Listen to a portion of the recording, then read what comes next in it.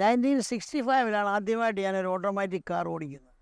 Dodge, Ford, impala, Chevrolet, GMC, അതിലെല്ലാം SUVs.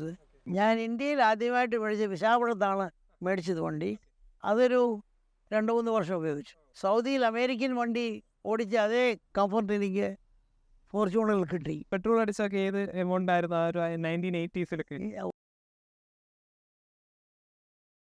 Hello friends, pocket ലൈഫിൻ്റെ ഏറ്റവും പുതിയ എപ്പിസോഡിലേക്ക് സ്വാഗതം. നമ്മുടെ ഇന്നത്തെ വീഡിയോയും ഒരു സ്പെഷ്യൽ എപ്പിസോഡാണ്. നമ്മൾ ഇതുപോലൊരു സ്പെഷ്യൽ എപ്പിസോഡ് നമ്മുടെ ചാനലിൽ മുമ്പ് കൊണ്ടുവന്നിട്ടുണ്ട്. ഒരു ഫോക്സ് വാഗൻ ടൈവൂനിൻ്റെ ഒരു യൂസർ എക്സ്പീരിയൻസ് നമ്മൾ നേരത്തെ ചെയ്തിട്ടുണ്ട്. അതും ഏജ്ഡ് ആയിട്ടുള്ള ഒരാളായിരുന്നു ഇന്നും നമ്മൾ കൊണ്ടുവന്നിരിക്കുന്നത്.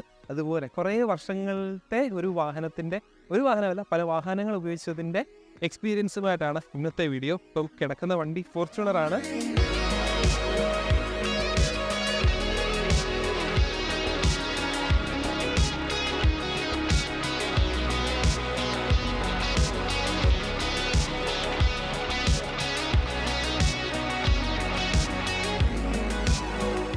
ഇദ്ദേഹം ഫോർച്യൂണർ ഇപ്പോഴും യൂസ് ചെയ്യുന്നതിൻ്റെ ഒരു എക്സ്പീരിയൻസ് നമ്മൾ ചോദിക്കുന്നുണ്ട്. അതുപോലെ ഏതൊക്കെ വണ്ടികൾ ഇത്രയും കാലം യൂസ് ചെയ്തിട്ടുണ്ട്, അതിൽ ഇന്ത്യയിലെ കാസും ഉണ്ട്, ഫോറിൻ കാസും ഉണ്ട്, അത് ഏതൊക്കെയാണ്, V4, V6 ഏതൊക്കെയാണ് ഉപയോഗിച്ചതെന്നുള്ളതെന്നൊക്കെ നമുക്ക് അപ്പച്ചനോട് നമുക്ക് ഓരോന്നായിട്ട് ചോദിക്കാം. KA എബ്രഹാം എന്നാണ് അപ്പച്ചൻ്റെ പേര്. ഹായ് അപ്പച്ച.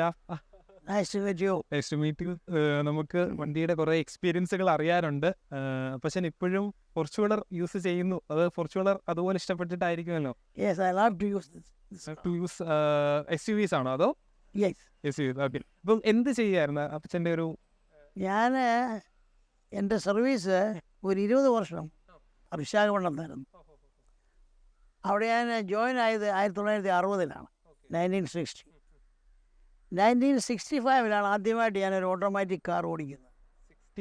1965. That was an Chevrolet car. That belongs to our refinery manager. I was driving because I was testing the air conditioning performance of the car. Because I'm an expert in air conditioning.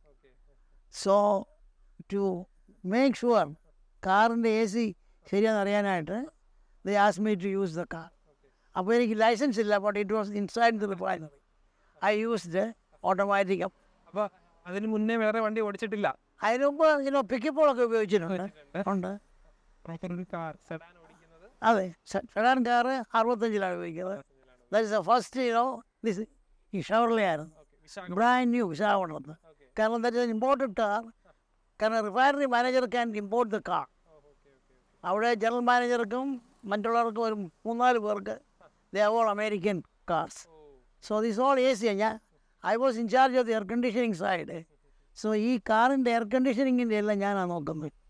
അപ്പോൾ I got opportunity to drive this car. So I learned the driving with automatic actually. Automatic തുടങ്ങിയത്. Then ആ ഒരു കാലത്ത് അപ്പം ഞാൻ അവിടുന്ന് റിഫൈനറിയിൽ നിന്ന് after 18 years of service, I went to Saudi Arabia for a better opportunity. Saudi Arabia, it was an American company. They are all American cars. They don't buy anything else except American. That is Dodge, Ford, Impala, Chevrolet, GMC, അതിലെല്ലാം SUVs. Lot of cars. Also, I was in charge of the service department, and also I was in charge of the automobile sections. Whatever vehicle belongs to service, about 50-60 vehicles അതിനകത്ത് ഈ വണ്ടികളെല്ലാം ഉണ്ട്. So I had the opportunity to drive all the cars. എല്ലാ കാറും ഉപയോഗിച്ച് നോക്കാൻ. അപ്പോൾ 2000 വരെ 1978-ലാണ് ഞാൻ സൗദിയിൽ പോകുന്നത്. 2002 വരെ I was using either Chevrolet or Impala or Dodge or Ford. ഇതിൻ്റെ വലിയ കാറുകളാണ് ഞാൻ ഉപയോഗിച്ചത്. അപ്പം ഏത് വണ്ടി എനിക്ക് ഉപയോഗിക്കാം. By customer. അത് കഴിഞ്ഞപ്പോൾ American management all gone and Saudi management came. Then they introduced the Toyotas because of various reasons, അപ്പോൾ ടൊയോട്ടയിൽ ആദ്യമായിട്ട് എനിക്ക് കിട്ടുന്നത് the first Cressida. That also I insisted for automatic. That I used for 4 years. Then what was the other car? Camry. The next, that was also automatic. That was the last car I was used in Saudi Arabia. അപ്പോൾ എല്ലാ വണ്ടികളും ഞാൻ ഉപയോഗിച്ചിരിക്കുന്നത് അവിടെ സൗദിയിൽ ഓട്ടോമാറ്റിക്കായിരുന്നു. Cars or SUVs on. അതിനുശേഷം നാട്ടിൽ വന്നു.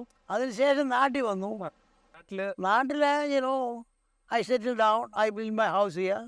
അതിനുശേഷം ഞങ്ങൾ മുസാരിക്കവലയിൽ അവിടെ ഒരു യുണീക്ക് ബിൽഡിങ് ഉണ്ടാക്കണമെന്നായിരുന്നു ഞങ്ങളുടെ ആഗ്രഹം. അതനുസരിച്ച് കൺസൾട്ടൻ്റ് അതനുസരിച്ച് ഞങ്ങളുടെ പ്ലാൻ അനുസരിച്ച് നല്ലൊരു ബിൽഡിങ് അവിടെ പണിതു ചെയ്തു. ആ ബിൽഡിങ്ങിൻ്റെ പ്രത്യേകത എന്ന് പറയുന്നത്, അതിൻ്റെ പ്രത്യേകത എന്ന് പറയുന്നത് 2 ലെവൽ ഗ്രൗണ്ട് ഉണ്ട്. ഒന്ന് വെണ്ണിക്കുളർ സൈഡും ഒന്ന് മല്ലപ്പള്ളി സൈഡും, 2 ഗ്രൗണ്ട്. അങ്ങനെയാണ് പണിത് കംപ്ലീറ്റ് ആയി വരുന്നതിന് മുമ്പ് തന്നെ മോറുകാർ വന്ന് ഫസ്റ്റ് ലെവൽ ബുക്ക് ചെയ്തായിരുന്നു. കംപ്ലീറ്റ് ആയി 1 മാസം കഴിഞ്ഞപ്പോൾ ടാറ്റാക്കാരും വന്ന് എടുത്തു. അപ്പോൾ 2 കൂട്ടർക്കും 2 മെയിൻ റോഡിലുള്ള അക്സസിബിലിറ്റി കിട്ടി. അതെ, ടാറ്റയുടെ കണക്ക് പ്രകാരം പത്തനംതിട്ടയിൽ ഏറ്റവും നല്ല ഷോറൂം അവരുടെ ഇതാണെന്നാണ് പറയുന്നത്. അതെ, കാരണം അതുപോലെയാണ് ഞങ്ങളത് ഒരു പണിതത്. കണ്ടോ, ഈ ഒരു ഏരിയ ആണ് റെൻ്റ് ഔട്ട് ചെയ്യാനായിട്ട് താല്പര്യപ്പെടുന്നത്. കണ്ടോ, ഇത്രയും സ്പേസ് ആണ്, 2500 സ്ക്വയർ ഫീറ്റ് ആണ്. അതും സൈഡിൽ ഫുള്ള് ഗ്ലാസ് ഓപ്പണിങ്സ് ആണുള്ളത്. അതുപോലെ സേഫ്റ്റി കൺസേൺസ് ആയിട്ട് ഫയർ അലാംസിൻ്റെ കാര്യങ്ങളും എല്ലാം ഇവിടെ ഇൻസ്റ്റാൾ ചെയ്തിട്ടുണ്ട് ഓൾറെഡി. അതുപോലെ എമർജൻസി എക്സിറ്റും ഉണ്ട്. പിന്നീട് ലേഡീസ് ടോയ്ലറ്റ്, ജെൻസ് ടോയ്ലറ്റ്സ് രണ്ടും അവൈലബിൾ ആണ്. അതുപോലെ മുകളിലത്തെ ഫ്ലോറിലോട്ട് സെക്യൂരിറ്റി റൂമായിട്ടോ അല്ലെങ്കിൽ എന്തെങ്കിലും ആവശ്യങ്ങൾക്കായിട്ട് നിങ്ങൾ മുകളിലത്തെ ഫ്ലോറും നിങ്ങൾക്ക് യൂസ് ചെയ്യാനായിട്ട് സാധിക്കും ഈ ഒരു സ്പേസ് റെൻറ്റ് ചെയ്യുന്നവർക്ക്. അവിടുന്ന് ഡയറക്റ്റ് ടെറസിൻ്റെ അക്സസിബിലിറ്റിയും കൊടുത്തിട്ടുണ്ട്. അപ്പം ആ ഒരു ബിഗ് ടെറസ് സ്പേസും നിങ്ങൾക്ക് യൂസ് ചെയ്യാനായിട്ട് സാധിക്കും. കണ്ടോ, പ്രോപ്പർ മല്ലപ്പള്ളി ടൗണിൽ നിന്ന് വെറും 1 കിലോമീറ്റർ മാത്രമാണ് ഇതിലോട്ടുള്ള ഡിസ്റ്റൻസ് ഉള്ളത്. ലിഫ്റ്റിൻ്റെ കൺസ്ട്രക്ഷനായിട്ടുള്ള സ്പേസ് ഇട്ടിട്ടുണ്ട്. അപ്പം ഇത് എടുക്കുന്നവർക്ക് ലിഫ്റ്റും അവർ നിർമ്മിച്ച് കൊടുക്കുന്നതായിരിക്കും. അതുപോലെ തന്നെ സ്റ്റെയറും സെപ്പറേറ്റ് ആയിട്ട് യൂസ് ചെയ്യാൻ സാധിക്കും. ജിമ്മ്, അതുപോലെ എഡ്യൂക്കേഷൻ ഇൻസ്റ്റിറ്റ്യൂഷൻസ് എന്തെങ്കിലും തുടങ്ങാൻ താല്പര്യമുള്ളവർക്ക് ഇത് പറ്റിയൊരു സ്പേസ് ആയിട്ട് എനിക്ക് തോന്നി. പിന്നെ അതിനകത്ത് ട്രാൻസ്ഫോർമർ, ഇലക്ട്രിസിറ്റി ഇനഫ് പവറുണ്ട്. സ്വന്തമായിട്ട് ട്രാൻസ്ഫോർമറുണ്ട് 150 കിലോ വാട്ട്സിൻ്റെ. എല്ലാ ഫ്ലോറിലും 50, 45, 50 kVA സപ്ലൈ കൊടുക്കാറുണ്ട്. സോ പവറിന് യാതൊരു പ്രശ്നവും ഉണ്ടാകത്തില്ല ആർക്കും, എത്ര പവർ വേണം. Lift is only for that floor. അതായത് റൂഫ് ലെവൽ വരെ ചില്ലുകയും ചെയ്യും. ഈ റൂഫ് ലെവൽ അവർക്ക് യൂസ് ചെയ്യാം. ഓക്കെ, ഈ ഫ്ലോർ എടുക്കുന്നവർക്ക് റൂഫ് ലെവലിൽ ഒരു റൂം, അഡീഷണലായിട്ടൊരു റൂമുണ്ട്. അവരുടെ സെക്യൂരിറ്റിയെ വെക്കുകയോ എന്ത് കാര്യങ്ങളും ചെയ്യാം. അവർക്ക് മെറ്റീരിയൽ മേലോട്ട് പോകണമെങ്കിൽ അവിടെ റൂഫ് ലെവൽ വരെ ചെല്ലുകയും ചെയ്യും, ടെറസിലേക്ക് ചെല്ലുകയും ചെയ്യും. അങ്ങനെയാണ് ഞങ്ങൾ ഡിസൈൻ ചെയ്തത്. ഓക്കെ, അപ്പം ഇത് ആർക്കെങ്കിലും റെൻ്റ് ഔട്ട് ചെയ്യാൻ താല്പര്യം ഉണ്ടെന്നുണ്ടെങ്കിൽ താഴെ കൊടുത്തിരിക്കുന്ന നമ്പറുമായിട്ടൊന്ന് കോൺടാക്ട് ചെയ്യുക. കാരണം പ്രോപ്പർ ഒരു ജംഗ്ഷനാണ്. അതായത് ടൗണിന്റെ തിരക്കിന്നൊക്കെ മാറിയിട്ട് ഏകദേശം 1 കിലോമീറ്റർ എക്സാക്ട്ലി 1 കിലോമീറ്റേഴ്സ് വരുന്നു. പാർക്കിംഗ് സൗകര്യമുണ്ട്. അപ്പോൾ ഒരു ജിമ്മോ അല്ലെങ്കിൽ എന്തെങ്കിലും ഇൻസ്റ്റിറ്റ്യൂഷൻസോ അങ്ങനെ എന്തെങ്കിലും പ്ലാൻ ചെയ്യുന്നവർക്ക് വളരെ പറ്റിയൊരു പ്രോപ്പർട്ടിയാണ് അതെന്ന് എനിക്ക് കണ്ടിട്ട് തോന്നുന്നു. ഓക്കെ, അപ്പം അത് പ്രോപ്പർട്ടി ഓൺ ചെയ്തു. പിന്നീട് ഇവിടെ വന്ന് യൂസ് ചെയ്ത വണ്ടികൾ ഏതൊക്കെയാണെന്നൂടെ നാട്ടിൽ വന്നപ്പോൾ ഞാൻ മേടിച്ച വണ്ടി I was trying for automatic.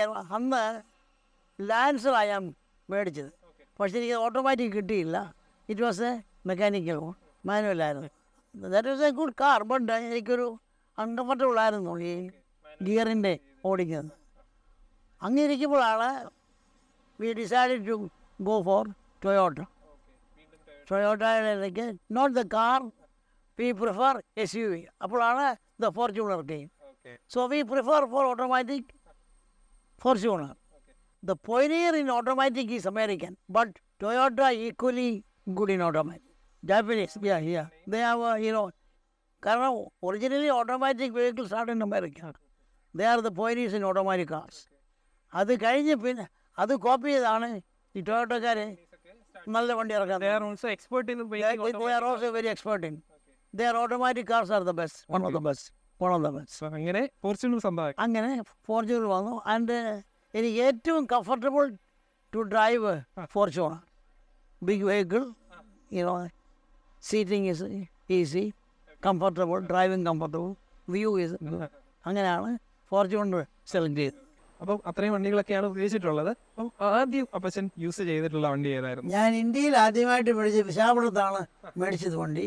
Premier പത്മിനിയാണ് മേടിച്ചത്. കാരണം അന്നത്തെ ഏറ്റവും നല്ല വണ്ടി പ്രീമിയർ പത്മിനിയായിരുന്നു. അന്ന് അതിനായിട്ട് 1,80,000 രൂപ പറ്റുമായിരുന്നു എൻ്റെ വില. അതായത് ഏത് ഇയറിലായിരുന്നു? അത് 1982 83 ആണെന്ന് തോന്നുന്നു. ഓക്കെ ഓക്കെ, അത്രയും എമൗണ്ട് ആയിരുന്നു. ആ yeah. നമ്മൾ റീസെന്റ് ഒരു ഇതുപോലെ റിവ്യൂ ചെയ്തിട്ടുണ്ട് 1950 സമയത്തെ വില. അല്ല ഇത് 80 അല്ല, അന്നൊക്കെ 8,000 റുപ്പീസിനൊക്കെ കാറ് കിട്ടും. അത് 82-ലാണ് ഞാൻ പ്രീമിയർ പ്ലസ് പഠിക്കുന്നത്. 1,80,000 70,000 രൂപ ആയിരുന്നു എൻ്റെ. ഓക്കെ. പിന്നെ അത് എത്ര നാൾ ഉപയോഗിച്ചു? അത് ഞാനത് 4 വർഷം ഉപയോഗിച്ചെങ്കിലും ഞാൻ വെക്കേഷനിൽ വരുമ്പോൾ മാത്രമേ ഉപയോഗിക്കാറുള്ളൂ. ഞാൻ സൗദിയിലായിരുന്നുകൊണ്ട് വെക്കേഷൻ അതൊരു 5 വർഷം കഴിഞ്ഞ മതി അതങ്ങ് വിറ്റു. ഓ ഓക്കെ ഓക്കെ. പിന്നെ അതിനുശേഷം എടുത്ത വണ്ടി? അതിന് ശേഷം എടുത്തത് നമ്മുടെ പുതിയ ഒരു ആ മാരുതിയുടെ നമ്മളെ ആദ്യത്തെ വണ്ടി മാരുതി 800 ആയിരുന്നു. അതാണ് എടുത്തത്. അത് പിന്നെ ഞാൻ അതൊരു 2-3 വർഷം ഉപയോഗിച്ചു. അപ്പോൾ ഞാൻ വെക്കേഷൻ വരുമ്പോഴേ ഉള്ളല്ലോ, ഒരു മാസം വരുമ്പോൾ ഉപയോഗിക്കും. പിന്നെ നാട്ടിൽ റിട്ടയർ ചെയ്ത് വന്നതിന് ശേഷം ഞാൻ എടുത്ത വണ്ടി I was looking for an automatic car. ലാൻസറാണ് മേടിച്ചത്. പക്ഷേ ഓട്ടോമാറ്റിക് കിട്ടിയില്ല. ബട്ട് എന്നാൽ നല്ല വണ്ടിയായിരുന്നു. അതൊരു ഞങ്ങളൊരു 8-9 വർഷം ഉപയോഗിച്ചു. അത് കഴിഞ്ഞ് ഫോർച്യൂണർ മേടിച്ചു. ഇതിനുള്ള ആണ് എനിക്ക് ഏറ്റവും ഇഷ്ടപ്പെട്ട വണ്ടി. അതായത് സൗദിയിൽ അമേരിക്കൻ വണ്ടി ഓടിച്ച അതേ കംഫർട്ട് എനിക്ക് ഫോർച്യൂണറിൽ കിട്ടി. Especially for long journey. ഞങ്ങൾ ഇതിൽ പാലക്കാട് പോയിട്ടുണ്ട്. എൻ്റെ ഇളയ മോനും ഫാമിലിയും കൂടി വിശാഖപട്ടണത്ത് പോയിട്ടുണ്ട്. Very comfortable. അതായത് വിശാഖപട്ടണത്ത് ഇങ്ങോട്ട് വന്നപ്പോൾ സിംഗിൾ ട്രിപ്പിലാണ് ഞങ്ങളിവിടെ വന്നു. അതുപോലെ ഒരു ചെറിയ ഓൾട്ട് എടുത്തിട്ട് യാതൊരു വിധമായ ഒരു ബുദ്ധിമുട്ടില്ലായിരുന്നു. My son with the 3 children and his wife and myself, we were having a very comfortable journey. പിന്നെ ഞങ്ങൾക്ക് പാലക്കാട് ഞങ്ങൾ സാധാരണ ഈ വണ്ടിയിൽ പോകാറുണ്ട്. രാവിലെ പോയിട്ട് അങ്ങനെയാണ്. അവിടെ ഞങ്ങളെ റിലേറ്റീവ്സിനെ കാണാൻ പോയാലും രാവിലെ വെളുപ്പിനെ പോയാൽ രാത്രി ഒരു 10 മണിയാകുമ്പോൾ തിരികെ വരും. അതുപോലെ ഇറ്റ് വാസ് വെരി കംഫർട്ടബിൾ. അപ്പോൾ ഇത് വണ്ടി ഏത് ഇയർ ആയിരുന്നു? 2012-13 എൻ്റെ ഓർമ്മ. ആദ്യത്തെ ഫോർച്യൂണറാണ്, ഫസ്റ്റ് ഫോർച്യൂണറാണ്. അതിന് ഓട്ടോമാറ്റിക്കാണ്. അത് ഞങ്ങൾ ഓട്ടോമാറ്റിക് ഇൻസിസ്റ്റ് ചെയ്ത് മേടിച്ചാണ്. 70,000 കിലോമീറ്റർ ഓടിയിട്ടുണ്ട്. ഓക്കെ. പിന്നെ ഇതിന്റെ സർവീസുകളൊക്കെ കൊണ്ടുപോയി ചെയ്യുന്നതിന്റെ ഒരു എക്സ്പീരിയൻസ് അതൊക്കെ നല്ല സർവീസാണ്. നമ്മുടെ ടൊയോട്ടയിൽ പോയാണ് ഞങ്ങളിത് സർവീസ് ചെയ്യുന്നത്. അല്ലല്ല, തിരുവല്ല ടൊയോട്ടയാണ്. നല്ല സർവീസാണ് അവർ ചെയ്യുന്നത്. കറക്റ്റായിട്ട് യാതൊരു ഇതേവരെ ഇത് വഴിയിലൊന്നും സ്റ്റോപ്പായിട്ട് പോലുമില്ല. നെവർ. അപ്പം മറ്റു വണ്ടികളൊക്കെ ഇവിടെ സാൻഡ്രോ, സ്വിഫ്റ്റ്, പിന്നെ ഒരു എർട്ടിഗ, അങ്ങനെ ഓരോ വണ്ടികളൊക്കെ കിടക്കുന്നത്, അതൊക്കെ യൂസ് ചെയ്യാറുണ്ടോ? സ്വിഫ്റ്റും ഉണ്ട്. അതും ഇപ്പോൾ സ്വിഫ്റ്റിൻ്റെ ഓട്ടോമാറ്റിക്കാണ്, പക്ഷെ അത് സെമി ഓട്ടോമാറ്റിക്കാണ്. അതെ, ഇറ്റ്സ് നോട്ട് ഫുള്ളി ഓട്ടോമാറ്റിക്. അല്ല, താല്പര്യം തോന്നുന്നില്ല. അതിൻ്റെ ഒരു but for local driving that is good. Use ചെയ്യാറുണ്ട്. But I always like to drive this car. Okay. സൗദിയിൽ ചെന്നതിന് ശേഷം ആദ്യം സ്വന്തമാക്കിയ വണ്ടി?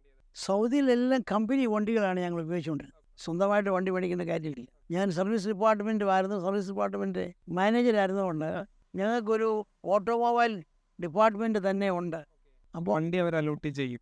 അവിടെ എല്ലാവർക്കും ഈ സർവീസ് ക്രൂവിന്, എൻജിനീയേഴ്സിന്, മാനേജേഴ്സിന്, പിന്നെ സെയിൽസുകാരുടെ ഒക്കെ വണ്ടി ഞങ്ങളുടെ കസ്റ്റഡിയിലാണ്. A pool of vehicles always available.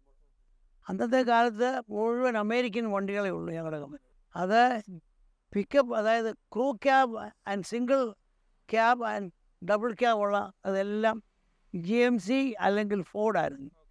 ഈ 2 വണ്ടികളാണ്. അത് ഒരു 3-4 വർഷം ഞാൻ GMCയുടെ സിംഗിൾ ക്യാബുള്ള ഓട്ടോമാറ്റിക് വണ്ടി. ഓൾസോ അതിനൊരു ഓട്ടോമാറ്റിക് എന്നാണ് ക്രൂയിസിംഗ് എന്ന് പറഞ്ഞാൽ ഓട്ടോമാറ്റിക് ഉണ്ടെന്ന്. നമ്മളൊരു സ്പീഡ് ലിമിറ്റ് ഫിക്സ് ചെയ്തിട്ട് വിട്ടാൽ പിന്നെ നമുക്ക് ചുമ്മാ പോയിക്കൊള്ളും. അതാണ് ഉപയോഗിച്ചിരുന്നത്.